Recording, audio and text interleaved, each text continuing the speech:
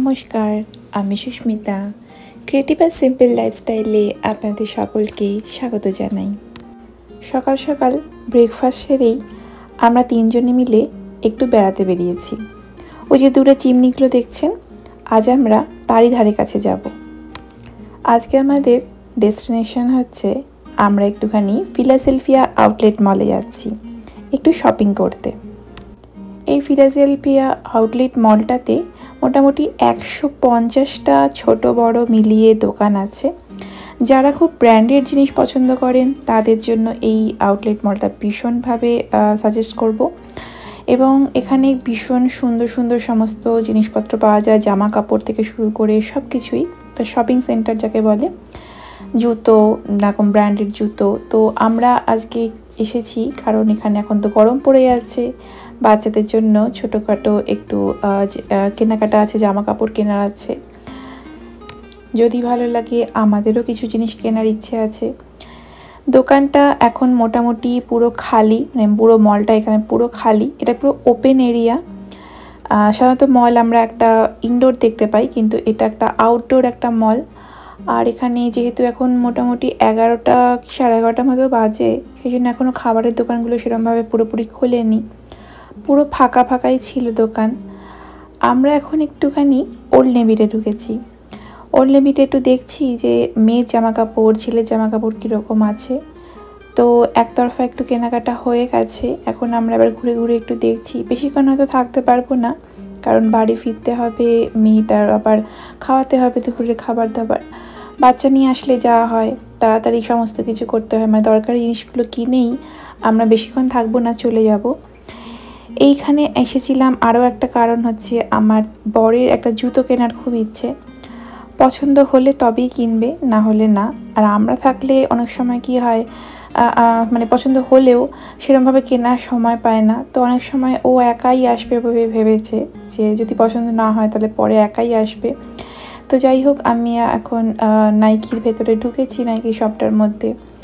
দোকানের ভেতরে ঢুকে না ছবি তোলা আমার খুব বেশি একটা পছন্দ না। তো যাই হোক, আমাদের সময় আমরা সবাই চলে এসেছি দুপুরবেলা। আর খাওয়া দাওয়া করে আমি এখন একটুখানি বসেছি আঁকা নিয়ে। মেয়েকে নিয়ে ওর বাবা একটু শুয়ে আছে। আর যে কাজটা আমি শুরু করে দিয়েছিলাম, একটা ক্যানভাস শেষ হয়েছে, আর একটা নিয়ে ধরেছি। খুবই টাইম লাগে এই কারণে, করতে তো টাইম একটা আছেই, আর সেই সাথে এই যে মেয়ে জেগে থাকলে আমি পার্লার পিস তো একদম বের করতেই পারি না। আর একটু প্ল্যানিংয়েও ব্যাপার, কারণ সব রকম এগুলো তো আর মানে ওয়াটার কালার বা অ্যাক্রিলিকের মতো না যে রং মিলিয়ে করতে হবে। তো সেজন্য রঙগুলো ঠিকভাবে খুঁজতে হয়। তো যাই হোক, এখন আমরা আবার একটু বেরোবো। দুপুরবেলা পেরিয়ে একেবারে সন্ধেবেলার দিকে যাচ্ছে, তবে বাইরে এত সুন্দর ওয়েদার হয়ে আছে যে বোঝাই যাচ্ছে না যে এখন সন্ধে 6:30 মতো বাজতে যায়। গরমকালটা যেহেতু এখানে অনেকটা সময়, সেই জন্য বাড়িতে বসে বসে এত বোর হয়ে যাই। ছুটির দিন হলেই আমরা একটুখানি এদিক ওদিক বেরোই। আর আজকে তো কোনো রিজনও আছে, রিজন থাকলে একটা হয় যে একটুখানি বেরোনো আছে, দরকারি জিনিসপত্র কিনতে হবে। অনেক দিন পর আমি এরকম ফাঁকা ফাঁকা টাইপের জুতোগুলো পরছি, আমার যে কী ভালো লাগছে। মানে এগুলো সব আমি তুলে রেখে দিয়েছিলাম। শীতকালে তো এইসব জুতো পরাই যায় না। বার্লিংটন সম্বন্ধে আর নতুন করে কিছু বলবো না, কারণ আমার ব্লগে আমি অনেকবার দেখিয়েছি। আর যারা এখানে থাকেন বার্লিংটন জানে না এরকম কোনো মানুষই হয়তো নেই। তো ভীষণ সুন্দর এই দোকানটা, আমার তো খুবই পছন্দের। আর সবার লাস্টে ওরা সব বাবা ছেলে মিলে একটুখানি গেছে ক্যাশ কাউন্টারে বিল করতে, আর আমরা মা মেয়েতে এখানে একটু খেলাধুলো করছি। মেয়েটা এতদিন ছোট ছিল, এসব বুঝতো না।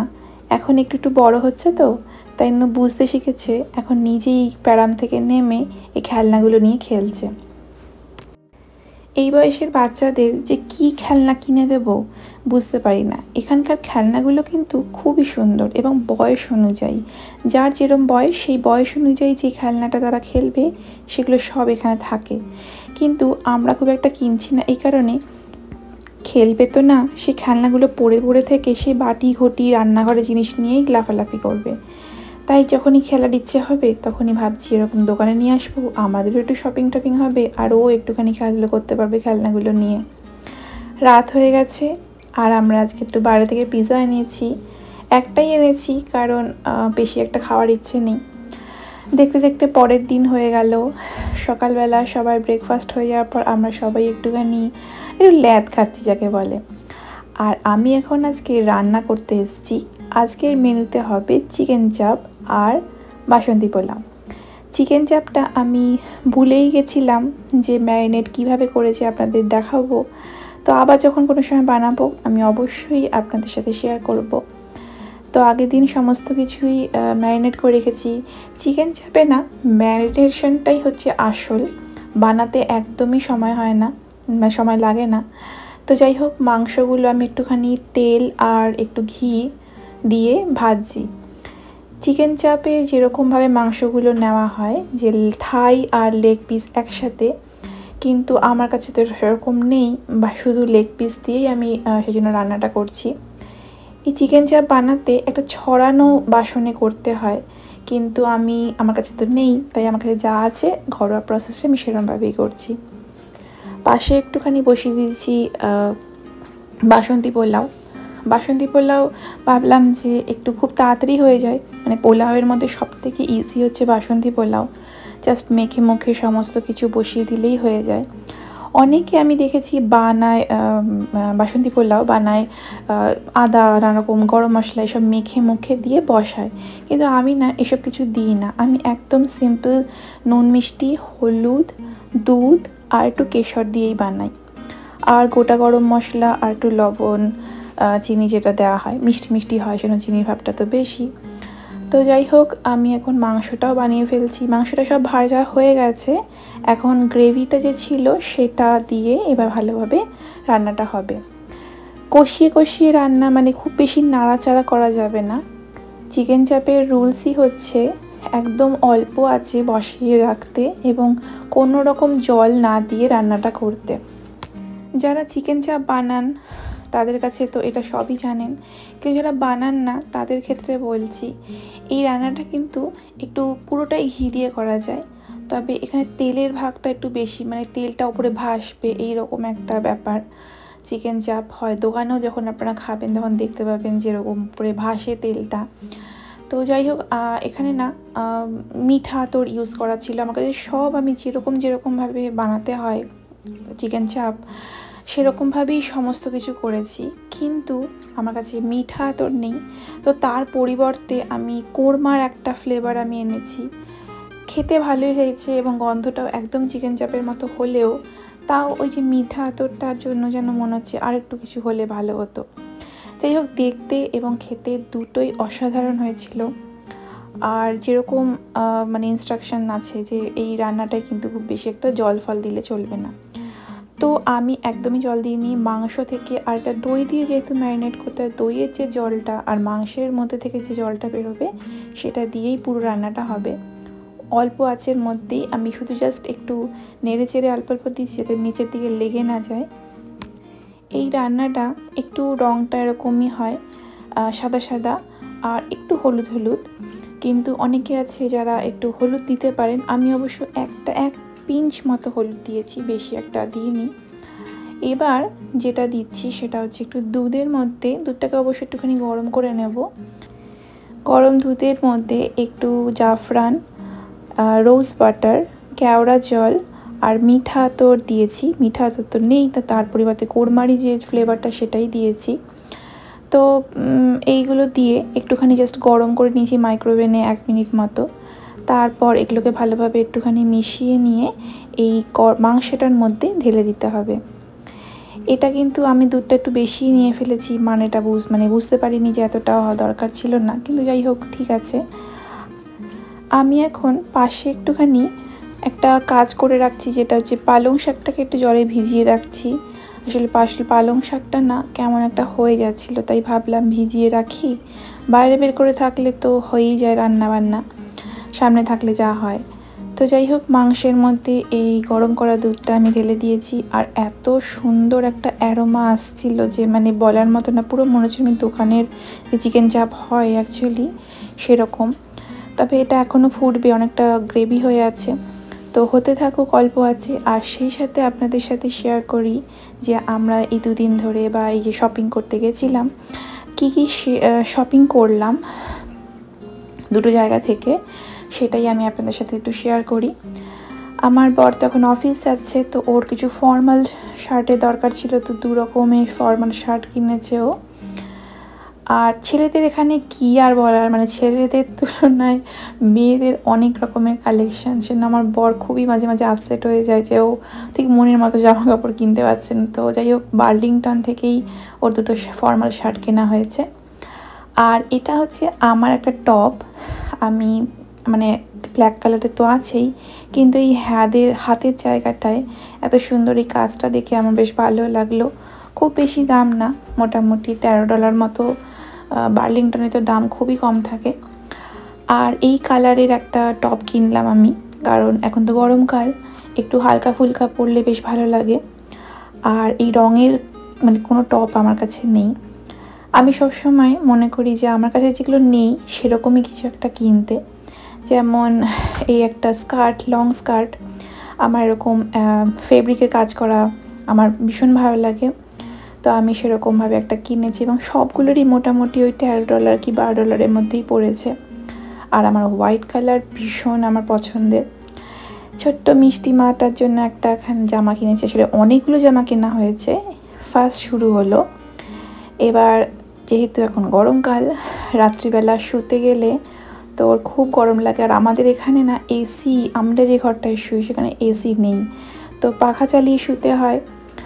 তো ওর জন্য নাইট স্যুট কিনেছি। এইটা আমি কতটুকু পরতে পারবো জানি না, তবে পাটা খোলা ছিল তাই জন্যই কেনা। ওদের এখানকার র্যাবিট ড্রেসগুলো এরকম মানে নাইট স্যুট যেগুলোকে বলা হয় সেগুলো না এখন যেহেতু বড় হচ্ছে সেজন্য পা খোলা অবস্থায় কিছু জিনিস পাওয়া যায়। তো যাই হোক, আমি আরও কিছু জামা কিনেছি। এটা পুরো একটা সেট, এটা ডিসকাউন্ট ছিল। এটা আমি কার্টার্স থেকে কিনেছি। একটা জিনিস বলতে ভুলে গেছি, মানে এখন যেহেতু সময়টা গরমকাল আসছে সেই জন্য না মানে যে আউটলেট মলে গেছিলাম বা আমি যেরকম ওল্ড নেভি গেছি, সব জায়গাতেই না 50% 20% ডিসকাউন্ট চলছে। তো যারা কিনতে যাবেন ভাবছেন কেনাকাটা করতে, তারা কিন্তু অবশ্যই চলে যেতে পারেন, কারণ এখন প্রচুর ডিসকাউন্ট চলছে। আরেকটা কিনেছি যেটা ইয়েলো কালারের দেখলেন, সেটা হচ্ছে একটা সুইম স্যুট। এখন তো গরমকাল, সুইমিং করার ব্যাপার বা যদি সমুদ্রে কোথাও সময় যাই, একটু বড় সাইজের কিনেছি মেয়ের জন্য। মেয়ে এখন এত সুন্দর করে খেলছে, তাই সেই ফাঁকেই আমি এগুলো দেখাতে পাচ্ছি, না হলে যে এখানে এসে পুরো ঝড় তুলে দিত। আর এইখানে দুটো প্যান্ট কিনেছি, হাফ প্যান্ট, আর 3টে এরকম ছোট ছোট হাফ হাতা জামা কিনেছি। এখন যেহেতু খুবই গরম পড়ে গেছে, মানে পুরো মনে হবে সেকেন্ড কলকাতা, তো ভীষণ গরম পড়েছে, বাইরে বেরোনো যাচ্ছে না এই সকালবেলার দিকগুলোতে বেশি করে। আমার জন্য একটা ফুল প্যান্ট, আর ছেলের জন্য একটা প্যান্ট, একটা টি শার্ট মতো কেনা হয়েছে। ওর আরও কিছু কেনা হয়েছিল, তবে আমরা অনেক দিন আগে কিনেছিলাম। এবারটা আমরা প্যান্ট খুঁজছিলাম, ওর মনের মতো কোনো প্যান্টই খুঁজে পাচ্ছিলাম না। তো যাই হোক, খুব সুন্দর সুন্দর শপিং করা হয়েছে, খুবই ভালো লাগছে। সবাই আমরা যে যার মতো করে কিনেছি। তো আর এদিকে রান্নাটাও মোটামুটি হয়েই এসছে, একটু রেখে দিলেই যে ঝোলটা বেরিয়েছে সেই ঝোলটা আবার একটুখানি টাইট হয়ে যাবে। আর পোলাওটাও এদিক দিয়ে হয়ে গেছে, আজকে রান্নার সমস্ত শেষ। একদিকে আমার পোলাও, বাসন্তী পোলাও, আর একদিকে মাংস। মেয়ে কান্নাকাটি করছিল, তাই ভাবলাম যে আমার বর ওকে নিয়ে একটুখানি ওই ঘরে নিয়ে গেছে শোয়ানোর জন্য, যদি একটু ঘুমায়। আর সেই বাকে ছেলেটাকে দিয়ে কাজ করাচ্ছি। ছুটির দিন হলেই ওর যে কী করবে বুঝতে পারে না। এখনকার দিনের বাচ্চারা না কি সত্যি খুবই বোর হয়। তো আমি সেই জন্য মাঝে মাঝে ওকে দিয়ে কিছু কাজ করাই, যাতে ওরও একটুখানি হয় কাজ শেখা হয়, প্লাস সময়টাও সুন্দর কাটে। বলতে না বলতেই মেয়েও চলে এসছে। মহারানী তো ঘুমাননি তো ঠিকই, তো খেলছে এখন। ঠিক আছে, খেলুক, কিছু খেলনা মানে অনেক দিন পর বের করেছি, তাই জন্যই ওর কাছে ওটা নতুন, তাই জন্যই ওগুলো নিয়ে খেলছে। আর এখন আমি একটা কাজ করছি, সেটা হচ্ছে এগুলো তো পা আটকানো জামা, রাত্রিবেলা শোয়ার সময় এগুলো পরে, তো আমি শুধুমাত্র পায়ের জায়গাটা শুধু একটু কেটে দেবো। চলুন তাহলে আজকে এত সুন্দর একটা মেনু খেতে খেতে আজকের ভিডিওটা শেষ করছি এখানেই। আজকের এই ভিডিওটা আপনাদের কেমন লেগেছে আপনারা অবশ্যই কমেন্টে জানাবেন। যদি ভালো লাগে ছোট থেকে একটা লাইক আর শেয়ার করে দেবেন, আর অবশ্যই সাবস্ক্রাইব করবেন, যাতে আমি যখনই কোনো ভিডিও রাখবো আপনাদের কাছে সবার আগে গিয়ে পৌঁছায়। আপনারা সবাই খুব ভালো থাকবেন, সুস্থ থাকবেন, আর অবশ্যই অন্যদেরও সুস্থ থাকতে সাহায্য করবেন। নমস্কার।